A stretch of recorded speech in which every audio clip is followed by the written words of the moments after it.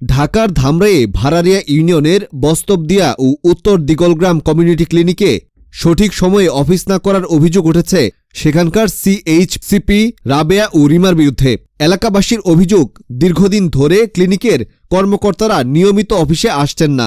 এ বিষয়ে রাবেয়া ও রিমা জানান, তারা গত ৫ থেকে ৬ মাস ধরে বেতন পাচ্ছেন না। সাংবাদিকদের সঙ্গে কথা বলার সময় তারা উত্তেজিত হয়ে পড়েন এবং অভিযোগ করেন যে সাংবাদিকদের পরিচয়পত্র ভুয়া হতে পারে।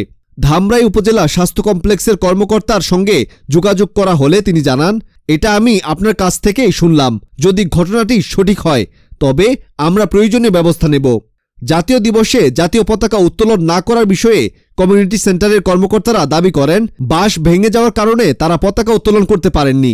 এই ঘটনা নিয়ে স্থানীয়দের মধ্যে অসন্তোষ দেখা দিয়েছে এবং তারা যথাযথ কর্তৃপক্ষের কাছে দ্রুত ব্যবস্থা গ্রহণের দাবি জানিয়েছেন।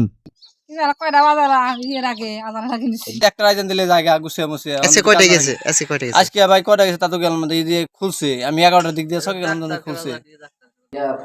আমরা অনেক সময় আমরা জানি বাসটা কাটার কথা বলছিলাম, একজনকে দায়িত্ব দেওয়া হয়েছিল, কিন্তু উনি এখন পর্যন্ত দেন না। আমি তো আর কাটতে পারি না। আমি রাবেয়া আক্তার, সিএসসিপি, বৈষ্ণবদেব কমিউনিটি ক্লিনিক, উপজেলা হেলথ কমপ্লেক্স, ধামরাই, ঢাকা। আপনি আসছেন 20 মিনিট ধরে। আমি আপনার হয়তো বাসার সময় থেকে যে ডাটাটা আসে, সেটার জিপিতে এখানে কোনো নেট পাওয়া যায় না, আমি কাজ করতে পারি না।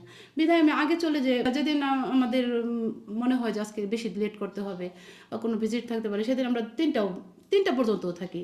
আর সাধারণত যেদিন দেখি যে না আজকে অত চাপ নাই বা 2:30 বা এরকম টাইমে হয়তো বা বের হই।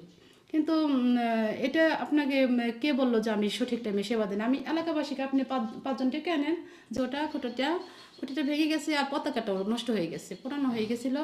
তো এবার আমি 16 ডিসেম্বরে ভাবছিলাম যে একটা পতাকা কিনে নেব, কিন্তু আমার সামনে সুযোগ মতো পড়ে না, এটা কিনতে পারি নাই।